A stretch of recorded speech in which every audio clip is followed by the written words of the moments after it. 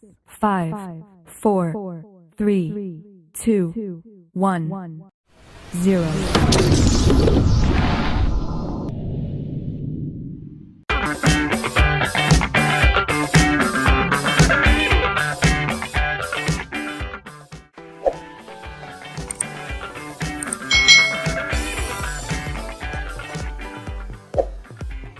Hai, selamat datang di channel YouTube Kak Citra. Apa kabar adik-adik semuanya? Kak Citra berharap kalian dalam keadaan yang baik, sehat, dan siap untuk belajar ya. Hari ini kita akan belajar bersama-sama untuk mata pelajaran tematik kelas 3. Kita belajar di tema 5 tentang cuaca, subtema 4 cuaca, musim, dan iklim. Pembelajaran yang kedua. Mari adik-adik kita belajar dengan penuh semangat ya. Tanda-tanda datangnya musim hujan makin terlihat. Cuaca hujan dan berangin lebih sering terjadi. Penduduk desa sedang bersiap-siap menghadapi musim hujan. Kepala desa meminta warga untuk berkumpul di balai desa pada pukul 8 pagi.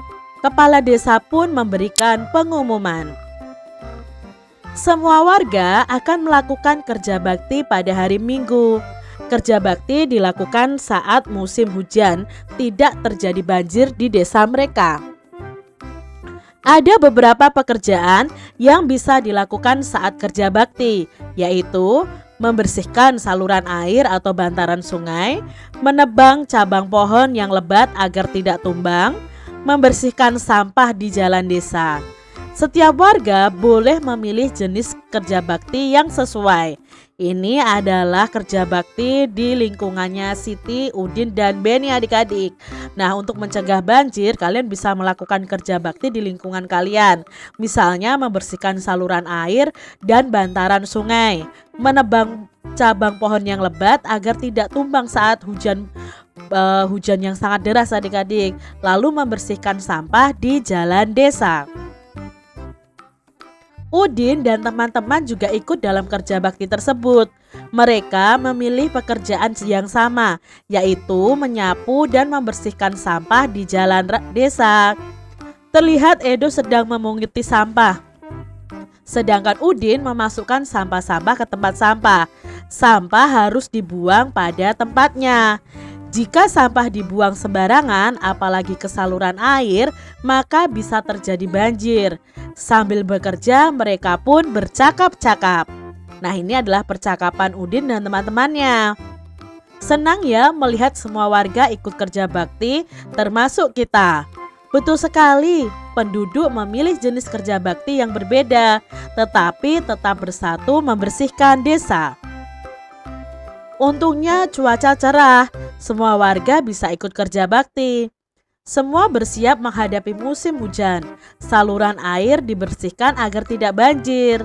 Inilah pentingnya bersatu dalam keberagaman. Meskipun berbeda, tetap bersatu untuk kepentingan bersama. Adik-adik, walaupun di sekitar kita ada keberagaman, ada perbedaan, tetapi kita harus tetap bersatu.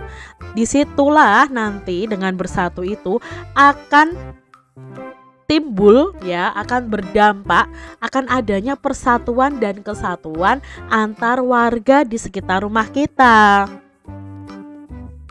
Menjelang pukul 10 pagi, semua pekerjaan telah selesai. Kepala desa berterima kasih kepada semua warga yang sudah ikut kerja bakti. Kepala desa juga menyampaikan pentingnya bersatu dalam keberagaman untuk kepentingan bersama. Sudahkah warga di tempat tinggalmu bersatu mempersiapkan datangnya musim hujan adik-adik?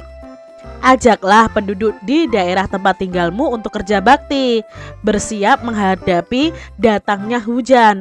Itulah pentingnya bersatu dalam keberagaman.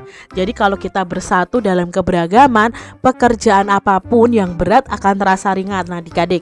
Lalu pekerjaan akan cepat selesai kalau ada kebersatuan di dalamnya.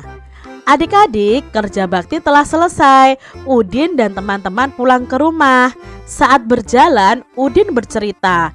Ia mendapatkan informasi tentang cuaca, musim, dan iklim dari buku yang dibawa oleh ayahnya.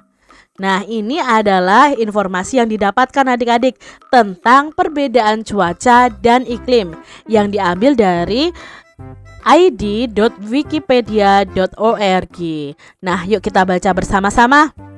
Perbedaan cuaca dan iklim. Definisi cuaca. Cuaca adalah keadaan udara di tempat tertentu. Cuaca diamati dalam waktu yang singkat. Keadaan cuaca mudah berubah-ubah.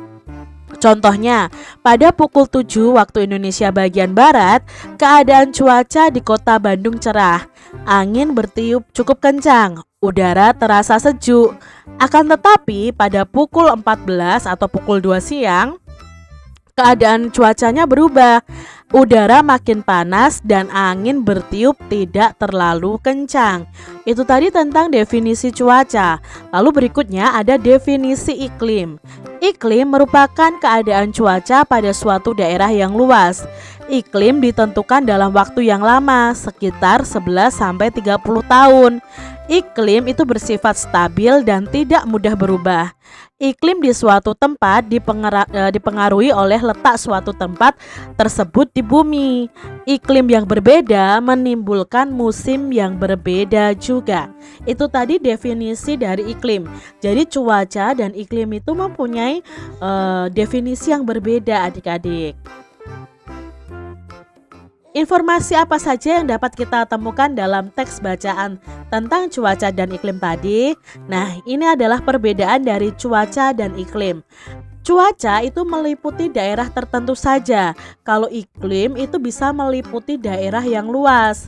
Cuaca itu ditentukan pada waktu yang singkat, sedangkan iklim itu ditentukan dalam waktu yang lama, tadi 11-30 tahun. Nah, cuaca itu dapat diamati setiap harinya, sedangkan iklim itu bisa diamati selama bertahun-tahun. Cuaca itu dapat berubah setiap harinya, tapi kalau iklim tidak mudah berubah adik-adik.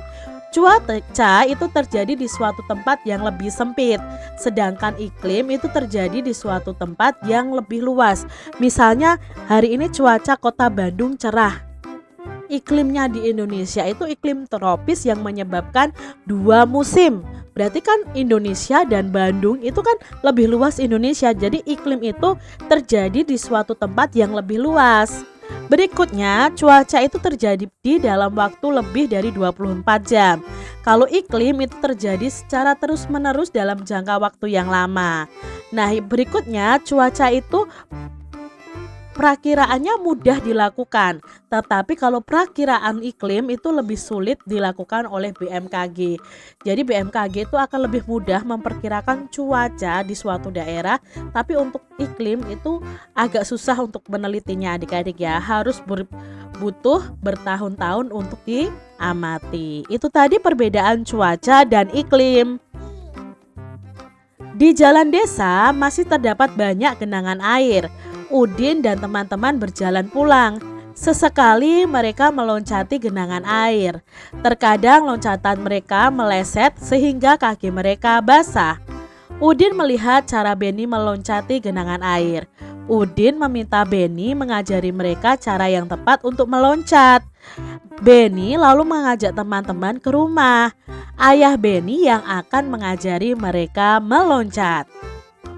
Nah adik-adik ya, meloncat seperti kelinci ini ya adik-adik ya. Mereka pun tiba di rumah Beni. Ayah Beni sedang duduk di teras rumah. Beni meminta ayahnya untuk mengajari teman-teman cara melompat.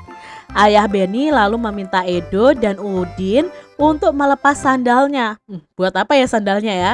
Nah, sandal mereka akan diletakkan di lantai secara terpisah.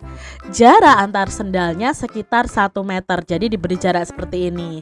Nah, anak-anak perhatikan baik-baik, amati cara saya meloncat dan mendarat.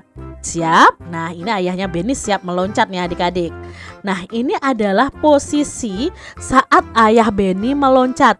Dari posisi pertama, kedua, dan ketiga, lalu keempat. Keempat ini adalah posisi ketika sudah mendarat. Nah, adik-adik bagaimana ya posisinya di masing-masing gerakan ini? Yuk kita bersama-sama belajar. Nah, gerakan pertama atau posisi pertama itu adalah badan agak membungkuk atau condong ke depan, tangan di samping pinggang, kaki ditekuk sedikit. Nah, itu gerakan pertama. Lalu gerakan kedua, siswa badannya melayang. Kita melayangkan badan kita, lalu tangan di samping badan ditarik ke belakang adik-adik. Kaki menolak lantai, meloncat ke atas, posisi lurus ke bawah. Nah, gerakan yang ketiga adalah badan dan kaki ditekuk ke depan, hampir bersentuhan. Tangan ditekuk di samping badan. Badan meloncati atau melewati kotak atau kardus atau sepatu atau sendal untuk pembatasnya tadi, atau alat peraga lainnya adik-adik. Lalu gerakan keempat ini adalah gerakan mendarat. Nah, kaki lurus mendarat di lantai, badan agak bungkuk ke depan, tangan ditekuk di samping badan. Ini tadi masing-masing gerakan dari posisi 1 sampai posisi 4 saat meloncat. Coba ya adik-adik praktekkan kalian meloncat dengan baik dan benar. Udin, Edo, Siti, Dayu, dan Lani mencoba meloncat sesuai gerakan ayah Beni. Sebelum meloncat, mereka melakukan pemanasan dulu. Lihatlah gerakan mereka meloncat. Dapatkah kamu meloncat seperti gerakan Beni dan teman-temannya? Kalian bisa melakukannya bersama dengan teman-teman kalian secara bergantian ya. Dengan gerakan meloncat ini kita akan melatih kekuatan otot kaki kita. Demikian tadi adik-adik pembahasan kita di tema 5, subtema 4 pembelajaran yang kedua. Semoga video pembelajaran ini bermanfaat untuk adik-adik semuanya. Dan sampai jumpa lagi di video pembelajaran Kak Citra selanjutnya. Tuhan memberkati. Jangan lupa tekan tombol subscribe, lalu tekan loncengnya, tekan juga tombol like, lalu share ke media sosial kalian. Jangan lupa untuk ikuti media sosial Kak Citra. Terima kasih.